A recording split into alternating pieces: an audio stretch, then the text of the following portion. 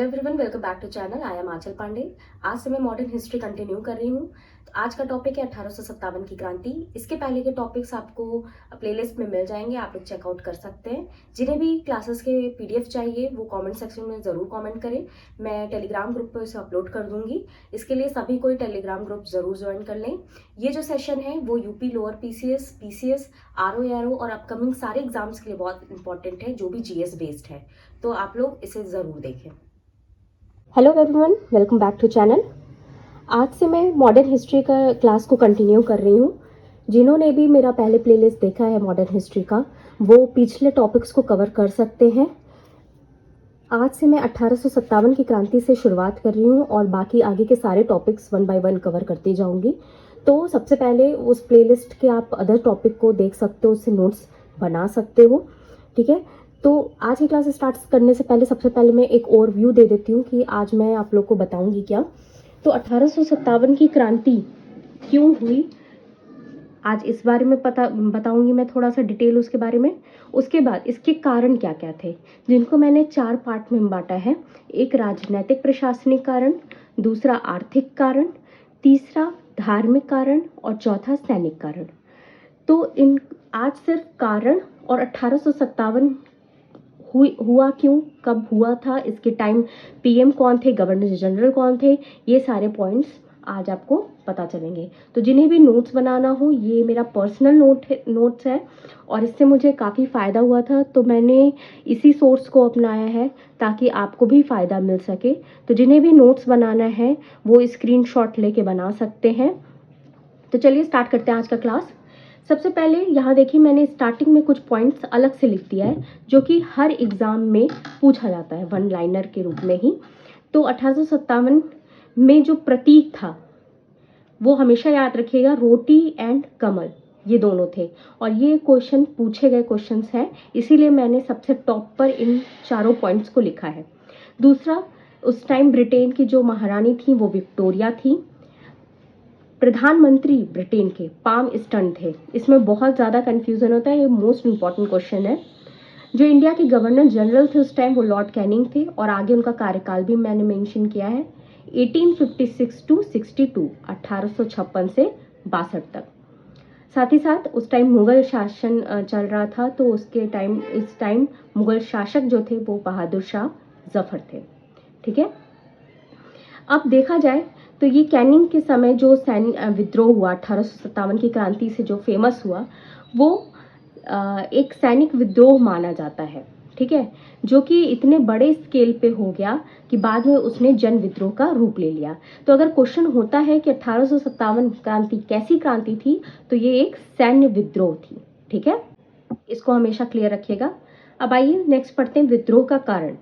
तो देखिए, कोई भी विद्रोह अचानक नहीं शुरू होता है, कोई भी बीज आप डालेंगे तभी पौधे का निर्माण होता है। उसी तरीके से 1857 की क्रांति ऐसा नहीं था कि अचानक हो गई, बल्कि इसकी शुरुआत, इसकी जो नींव थी वो 100 साल पहले 1757 के प्लासी विजय के बाद से ही रखने लगी थी। 1757 में जब प्लासी का वॉर हुआ, उसके बाद सभी को पता है कि अंग्रेजों का वर्चस्व भारत में बढ़ गया, जिसकी वजह से अंग्रेज बहुत सारी नीतियां लेके आए और ये नीतियां उनके हित में तो थीं पर भारतीयों के हित में नहीं थी, जिसकी वजह से एक असंतोष की स्थिति उत्पन्न हो गई लोगों में। और धीरे धीरे करके यही सारी चीज़ें धीरे धीरे करके एक बारूद का काम किया, जो कि 1857 में लोगों के सामने फूट पड़ा।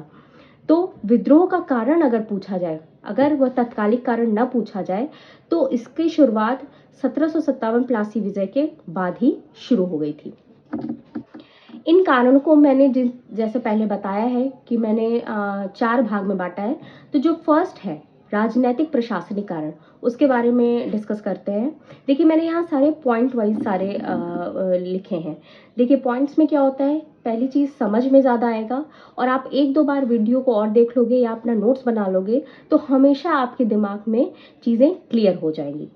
तो पहले पॉइंट की बात की जाए राजनीतिक प्रशासनिक कारण में, तो जो गवर्नर जनरल डलहौजी का समय था, तो उसने हड़प नीति और व्यवगत का सिद्धांत लाया। हड़प नीति को ही व्यवगत का सिद्धांत कहते थे, जिसके वजह से क्षेत्र को हड़पने की नीति एक तरीके से कहा जाता था कि कोई ना कोई रीज़न से उस क्षेत्र को अपने अंदर विलय कर लेना। तो ये एक असंतोष की स्थिति पूरे राजाओं में, पूरे ही भारतीय प्रशासन में फैल गई। दूसरा, अवध, भारत में अवध हो गया, बंगाल हो गया, ये सब बहुत ही इम्पोर्टेंट रोल प्ले करते थे ये सब जगह। तो इस जगह को ब्रिटेन को अपने अंडर में लेना बहुत ज़रूरी हो गया था अगर उन्हें अपना शासन बढ़ाना था। तो उन्होंने कुशासन के आधार पर अवध का विलय कर लिया। अवध की तरह उन्होंने अनुचित तरीके से हैदराबाद, पंजाब और सिंध का भी अपने अंदर विलय कर लिया। अपने अंदर विलय करने का मतलब कि अपने हक में ले लिया। अब उस पे जितने भी प्रशासन होते थे अंग्रेज़ों के द्वारा होते थे। साथ ही साथ देखिए, मुगल शासन उस समय चलता था, तो कोई भी गवर्नर जनरल बनता था या कोई अंग्रेज़ आता था तो वह मुगल शासक को कोई उपहार या उनसे जाके मिलना, ये सारे सम्मान देते थे। पर धीरे धीरे जैसे जैसे अंग्रेज़ों का वर्चस्व बढ़ता गया, उन्होंने मुगल शासक को कुछ नहीं समझा और उनसे सम्मानजनक व्यवहार करना बंद कर दिया। यह भी एक असंतोष का कारण बना। साथ ही साथ एक नीति अंग्रेज ले आए, गोद निषेध की नीति। आपको पता होगा, जैसे जिन राजाओं को पुत्र नहीं होता था वह गोद ले लेते थे ताकि उनके मरने के बाद उनका वह उत्तराधिकारी पुत्र मतलब उस क्षेत्र को चलाए, राजा बने। पर अंग्रेज़ों ने ये कह दिया जिन राजाओं को पुत्र नहीं है वो गोद नहीं ले सकते हैं। ठीक है। इसी के साथ साथ सरकारी नौकरियों में भी बहुत भेदभाव देखा गया। भारतीयों को कभी उच्च पद नहीं मिला, हमेशा अंग्रेज़ी उच्च पद पर रहते थे। जो भी सूबेदार वगैरह की पोस्ट रहती थी वही भारतीयों को मिलता था। तो इस 1857 की क्रांति का नाम ही जब सैनिक विद्रोह रखा गया, सैन्य विद्रोह, तो यह रीज़न बहुत ही इम्पोर्टेंट रोल प्ले करने लगा। साथ ही साथ देखिए, दो कानून होते हैं, दीवान और फौजदारी। ये आप पढ़ेंगे ये चैप्टर या आगे भी, तो ये शब्द आपको बहुत मिलेंगे। मैं समझा देती हूँ कि जो दीवान होता है वो फाइनेंस से रिलेटेड होता है। जितने भी पैसे से रिलेटेड, कर से रिलेटेड चीज़ें होती थी वो दीवान के मामले में आती थी। और फौजदारी कानून के अंदर, जैसे हम लोग सिविल लॉ कहते हैं ना, वो फौजदारी में आता था। तो जैसे जैसे अंग्रेज़ों का वर्चस्व बढ़ता गया, उन्होंने दीवान और फौजदारी कानून दोनों को ही अपने अंडर में ले लिया, जिससे उनका पूरा पूरा अधिकार होने लगा, पूरे पूरे उनके रूल चलने लगे, जो कि लोगों को नहीं पसंद आता था। साथ ही साथ जब पहले था तो मुगल शासन था, तो इस वजह से फ़ारसी जो भाषा थी वो न्यायालय की भाषा मानी जाती थी, उसी में कामकाज होता था। पर जैसे जैसे अंग्रेज़ आते गए, उन्होंने सारे कानून वगैरह अपने हक में लेते गए, तो उन्होंने इसके स्थान पे अंग्रेज़ी भाषा शुरू कर दिया। तो देखिए, इस तरीके से ये राजनैतिक प्रशासनिक कुछ कारण हैं, इसको आप 1-2 बार ज़रूर पढ़िएगा, सारे कारण आपको क्लियर हो जाएंगे। अब बात करते हैं नेक्स्ट कारण की। नेक्स्ट कारण है आर्थिक कारण। आर्थिक कारण में 3 पॉइंट है। पहला, हस्तशिल्प उद्योग, कुटीर उद्योग, इन सब का पतन होने लगा। तो आपको पहले ही पता होगा कि भारतीयों के जो उस टाइम मुख्य कार्य करने के वो होते थे, सोर्स होते थे, वो कुटीर उद्योग थे, जिसकी वजह से जब यह सब का अंग्रेज़ पतन करने लगे तो बेरोज़गारी बहुत ज़्यादा फैल गई। साथ ही साथ किसानों से बहुत अधिक मात्रा में भू राजस्व वसूल किया जाता था। ऐसी व्यवस्थाएं, ऐसी पॉलिसी ले आए गए जिससे किसानों का अत्यधिक शोषण होने लगा। तीसरा है धन का बहिर्गमन। देखिए, इसको आप ट्रांसफ़र ऑफ मनी नाम से जान सकते हैं, और धन का बहिर्गमन एक पूरा टॉपिक ही हो जाता है, जिससे इंडिया का जो भी पैसा होता था वो ब्रिटेन में ट्रांसफ़र कर दिया जाता था डायरेक्टली। तो ये सारे आर्थिक कारण हैं तीनों, जिनके वजह से 1857 क्रांति में इसने महत्वपूर्ण रोल प्ले किया। अब नेक्स्ट पॉइंट की बात करते हैं, जो कि है सामाजिक धार्मिक कारण। देखिए, सामाजिक धार्मिक कारण में क्या था कि भारतीयों में जैसे कि सरकारी नौकरियों में भेदभाव किया गया, वैसे ही भारतीय जाति और नस्ली भेदभाव रखा गया ताकि लोग आपस में ही लड़ें और एक अराजकता फैले। तो जाति और नस्ली भेदभाव का रखना, साथ ही साथ ईसाई धर्म का अंग्रेज़ बहुत प्रचार करना चाहते थे। उस टाइम रिलीजन हो गया, मतलब जो भी लोग जिस रिलीजन के थे वो चेंज करके ईसाई में परिवर्तित हों, चाहे अपने मन से चाहे बिना मन के, वो यह कोशिश करते थे।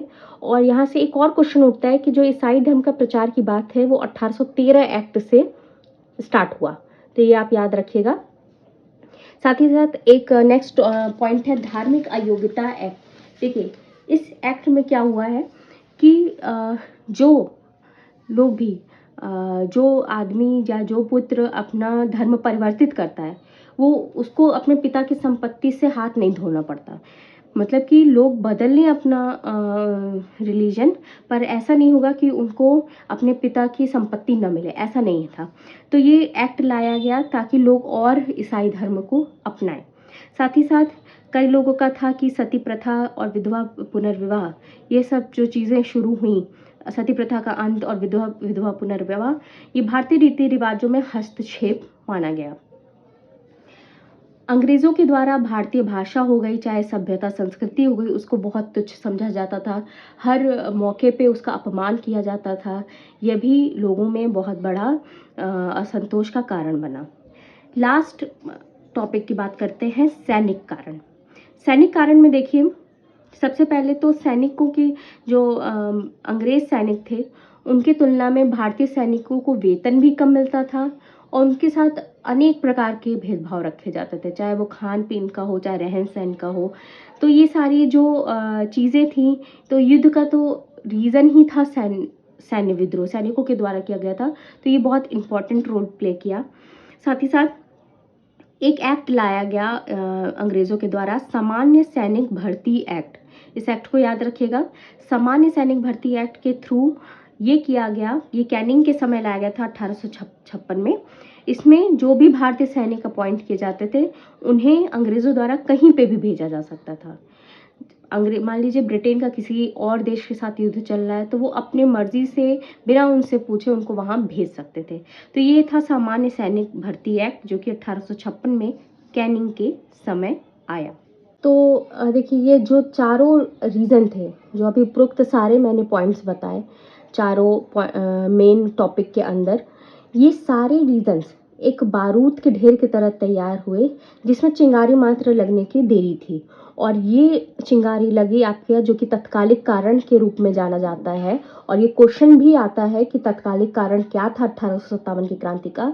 तो याद रखिएगा, दिसंबर 1856 को जब ब्राउन बेस राइफल के स्थान पे नई इनफील्ड राइफल मंगाई गई, तो देखिए इनफील्ड राइफल में जिस कारतूस का प्रयोग किया जाता था वो गाय और सुअर की चर्बी से बनी थी।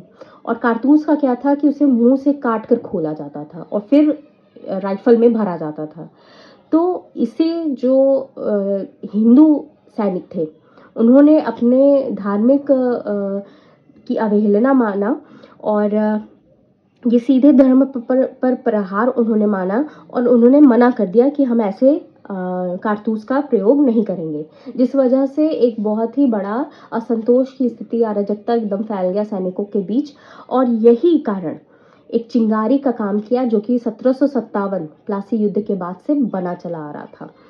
तो देखिए आज के टाइम पे, और अगर एक और टॉप देखा जाए कि जो कारतूस था, ये पूछा जाता है कि कारतूस कहाँ बनता था, तो 3 क्षेत्र थे, दमदम, बैरकपुर और मेरठ।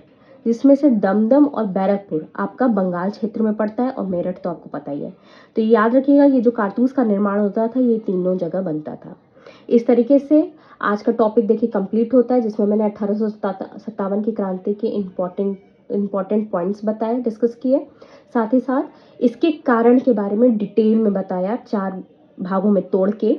और आप इसको नोट्स बना के 2-3 बार रिवाइज करके अच्छे से इससे टॉपिक को तैयार कर लीजिए। नेक्स्ट वीडियो में मैं आगे कंटिन्यू करूँगी। तो आपको वीडियो कैसा लगा आप ज़रूर बताइएगा। लाइक, शेयर और सब्सक्राइब करना बिल्कुल मत भूलें। तो मिलते हैं नेक्स्ट वीडियो में। Thank you.